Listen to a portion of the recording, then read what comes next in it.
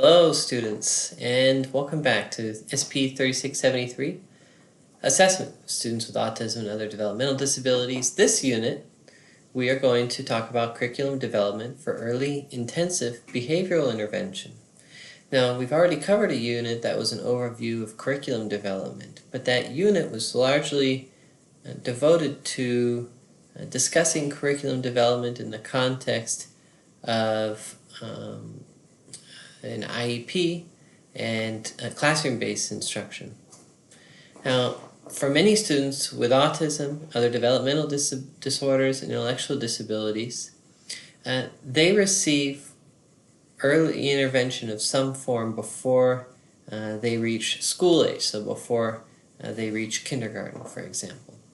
And when applied behavior analysis is used as the basis for the intervention, it's called early intensive behavioral intervention.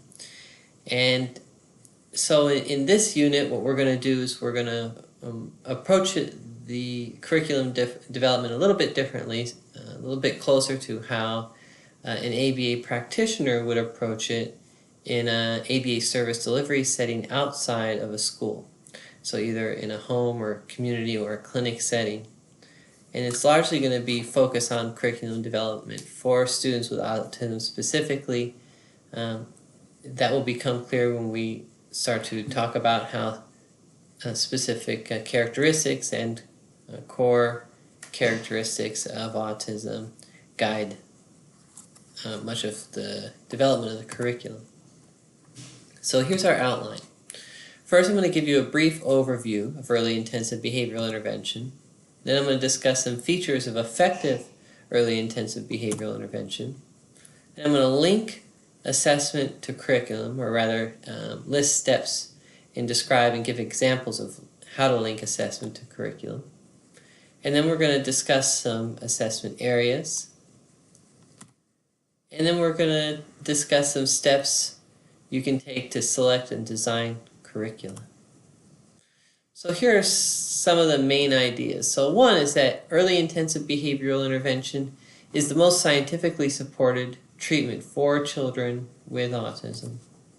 There are other professionals that provide services in early childhood for children with autism, such as early childhood specialists or speech-language pathologists and occupational therapists, but ABA-based early intensive behavioral intervention is the most scientifically supported. And EIBI continues through to special education. So over the past 10-20 years, there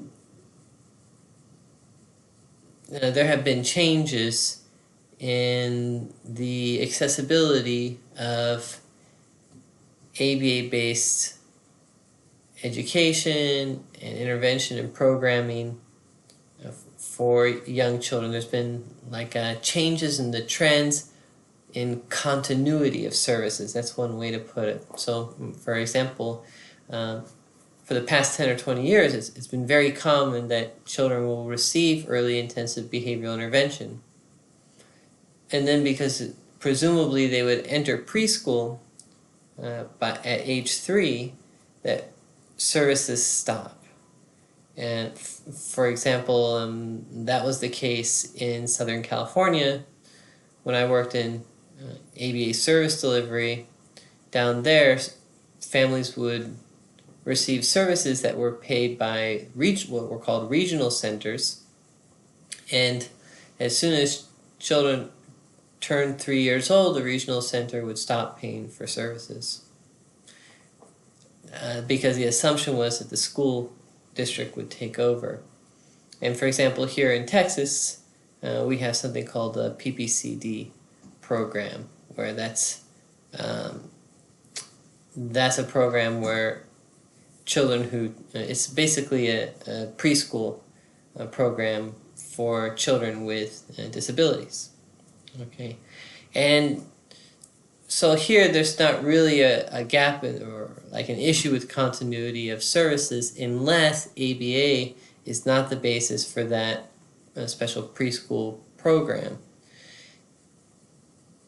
Now, also, if a family's receiving ABA services that are funded by insurance, well, then services probably aren't going to end arbitrarily based on the age of the child. So turning 3 doesn't mean now they're not going to have insurance-funded services. So, yeah, there's been differences, regional differences, and also just there's a lot of different ways this can go. But the main message is that for children to benefit most, early intensive behavioral intervention should not stop arbitrarily because a child has turned a certain age. They should get it as early as possible, as soon as a child's identified as at risk, and then that should continue through to special education. Now, assessment must be comprehensive and individualized. Comprehensive meaning the curriculum or the goals that are worked on should cover all domains of functioning.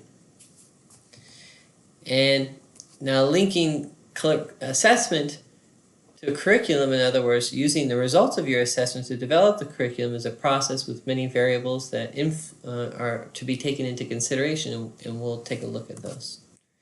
And specific criteria can help select one of the many assessments available to practitioners. We'll go through some of those criteria.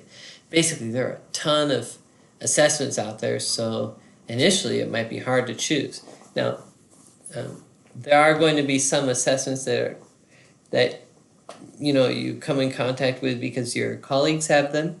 So in other words, they're prominent or popular in the school or school district where you're working, or if you're working in an ABA service delivery setting, the agency that you work for is already going to have their favorite assessments. And usually you'll have some flexibility, be able to be selective about the assessments you use. But typically agencies will have a few that they basically require you to use. And we'll look at some common assessments. Now, I think what I'm going to do, we're going to start with this brief overview of early intensive behavioral intervention. Now, it is the most scientifically supported approach to treatment and education in children with autism spectrum disorders. That was the first big idea in the previous slide. And it helps children with autism approach a typical developmental trajectory, and in many cases can enable children to respond well to typical teaching practices in general education classrooms with typically developing peers. So remember back to the Lovas UCLA study that showed intensive behavioral intervention was associated with some children essentially losing their diagnosis and making it into general education classrooms and being successful. Right? So the focus there is on early intensive behavioral intervention, shifting a child's developmental trajectory to a more typical trajectory. And we're not talking about curing them, and we're not talking about trying to make them normal. We're saying early intensive behavioral intervention will help a child maximize their potential and learn as much as they could as close, and the amount of learning that they do is we get it as close as we can to what a typically developing child would be able to learn, given the opportunity. Now, early intensive behavioral intervention improves intellectual, communicative, and adaptive functioning. Now, these facts are recognized by many professional organizations, government departments, and other professions such as medicine, speech-language pathology, occupational therapists who commonly serve children with autism spectrum disorders. Okay, so EIBI begins as early as possible when autism or developmental delay is first suspected to reduce behavioral excesses and remediate skill deficits across multiple domains: verbal skills, play skills, self-care. And it's implemented one-on-one in homes, in the community, in clinical settings. And as the child reaches school age, EIBI continues into special education classrooms and additional community settings with the ultimate goal of integrating the child into general education classrooms if possible and receiving instruction based on the standard curriculum with typical instructional practices. And that's the goal, to give them just the same opportunities as typically developing children if possible. Now, as the child reaches school age, so I said this, so it continues into special education classrooms and additional community settings. All right. So I think what I'd like to do is I give image credit to St. Louis Arc in Missouri. These are just pictures of ABA service delivery. Okay.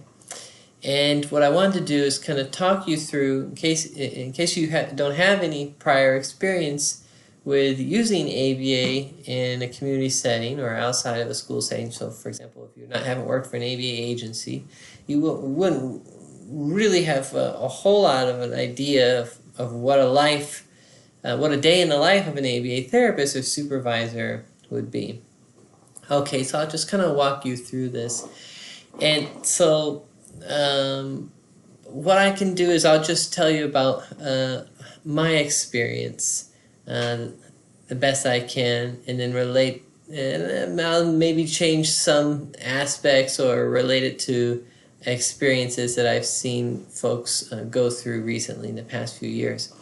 So when I started, which was many years ago, I started out as a line therapist. And what happened was that I went through, there wasn't any classroom-based training back then, so what I did is they basically just threw me into the field. After I was offered the job, completed paperwork, they put me on a schedule, full-time.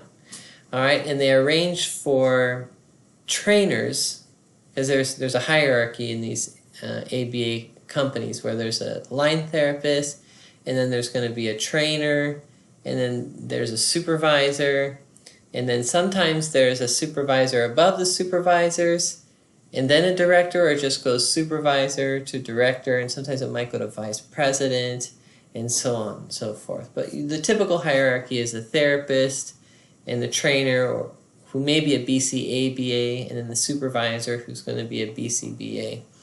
So what they did is they just threw me into the field on multiple cases, let's say like 5 or 10 cases, and I would see 3 kids a day, and each session was about 2 hours long, and I would just I had like a checklist where I was looking for certain things in my sessions, like what a prompt was, or identify SDs, identify reinforcers, and stuff like that. Get the hang of the administrative aspects of it.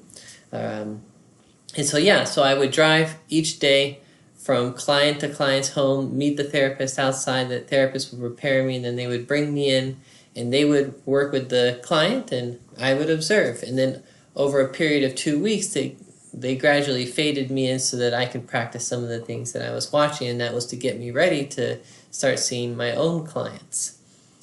And and it was with a variety of kids of different ages and functioning levels. And so then they would give me direct feedback on the written product of my notes. So I would take notes on a session. At the end, I would ask questions. They'd give me feedback. And then then there was also like a list of skills I had to demonstrate before they would let me work with my own clients. And what I mean by work with my own clients is to be able to see a caseload of kids, let's say, like 8 kids, a few times a week for 2 hours each session, with a supervisor visiting frequently and working with me and observing me and training me. And they gave me a lot of feedback. They would role play, give instructions, and then ask me to demonstrate something with the kid, and then I would try it out. Using discrete trial, for example, or man training, or use chaining to teach a behavior chain. And so that was it. And then so after a while, after a few weeks, I took a test, and I passed the test, and then I got my own clients. And so that's basically how it is. It's a little bit, if you're working in a clinic setting, is a little bit different than working in a home setting. In a home setting, you're kind of on your own, because you're driving all around town to your clients. Usually, you see a client for 2 hours, and then it's there. You have sometimes like a half an hour to 40 minutes of drive time until you see your next client. You see them for 2 hours, and then another half an hour to 40 minutes drive time. Then you see your next client, and it's really important that and so what I was going to say, is that it's kind of, it can get kind of lonely because you're working one-on-one with the kid, and so you're not really working with other people in the company that often unless a trainer comes by or you're shadowing someone else because you're training. But in a clinic setting, it's much different because you're seeing your colleagues, your coworkers throughout the day. And so, like, within session, what you'll typically have is, what you're doing as a therapist is you're just implementing the programs that the supervisor designs. So you're not developing any programs, you're not developing any curriculum, you're not deciding how or what to teach the child. You're given the materials, you're given the goals, you're told exactly how to teach them, and that's what you do. And then the supervisor comes out periodically, let's say once a week or every other week, to observe, check the data, update the programs, give you feedback, maybe refer you for further training if you need it. And periodically, you'll also train parents on how to use strategies that are shown to be effective at helping the child learn or decreasing challenging behavior. Now, you'll typically, if it's a home setting, you'll have like a tub of toys, like a toy bin, and it's going to have toys and instructional materials, and you keep those separate. Like, you don't let the kid play with the instructional materials, but you can let them play with the toys. The toys you use as reinforcers. And the toy bin is like stored at the child's house, and it goes away in the closet when you're not there. But when you show up, you're the therapist, then you bring the toy bin out. You spend the first 10 to 15 minutes that you show up at the child's house preparing. You get your toys out, you get the binder out, because there's a binder with all the kids' goals and his data sheets on a clipboard, and you have pens and paper and stuff. And so you would arrange the binder or the clipboard to decide what skills or what goals you're gonna target for the first half of session. Then you arrange your instructional materials and your toys. And then you would go to the parent and then guide the child into the session room and start the session. And then an hour into it, typically, you give the child a 10-minute break where you guide them by the hand back to the parent, and then you go back to the room and close the door and go through write your notes and graph your data, and then prepare your data sheets for the second half of the session. Then you bring the kid back in the second half of the session, and then when there's 10 to 15 minutes left in the session, you send the kid back to the parent, come back and do your notes, clean up, organize the bin, get it ready for the next therapist or your next session with that child. And typically you'd have some type of sign-out sheet, or maybe on an electronic tablet you'd have a form that the parent just has to sign to indicate when you arrived and when you left. Or if you're using an electronic data collection system, you may have to upload your data to some cloud or something. And then that's it. And then you say something positive about the child's progress in the session to the parent. You ask them if they have any questions. If they ask you any difficult questions or questions about beyond like how do I do this or how do I do that. In other words, if they ask you any questions beyond what the supervisor has trained you or told you to discuss with the parent, then what you do is you end up just saying, well, that's an excellent question. I'll bring that to my supervisor and have them get in touch with you. Then you head out, and most ABA therapists head out to a Starbucks probably and get some coffee and then wait for the next client's session to start and go there. So that's a day in the life of an ABA therapist. Now, also periodically for each of your clients, you typically have to attend a planning team meeting where you meet with other therapists and the supervisor to talk about the child's progress and the future direction of their program. And you'll also probably attend professional development activities in your organization. You may go to scientific conferences to get CEUs to continue either your RBT credential or your maintain your BCABA or your BCBA. But anyways, yeah. So a typical like trajectory for moving up the ladder is like you're an RBT for a year or two, and then maybe you make it to a trainer, and if you make it to a trainer, then you maybe would start taking classes that would make it eligible for you to start accumulating supervision hours, and then if you're lucky, you get to proceed, or you move up to a supervisor where you're in charge of cases, and you've either have your BCBA or you're going to get it. Another consideration whether you're able to move up the ladder from like therapist to trainer to supervisor, it also depends on how the child's program is funded. So if it's funded by an insurance company, insurance is going to have rules for reimbursement. In other words, they may require the supervisor to have a BCBA in order to bill for supervision sessions, right? So anyway, so that's kind of like, yeah, that's a day in the life of an ABA therapist, and it's really very difficult work, and it's really very interesting and exciting and rewarding.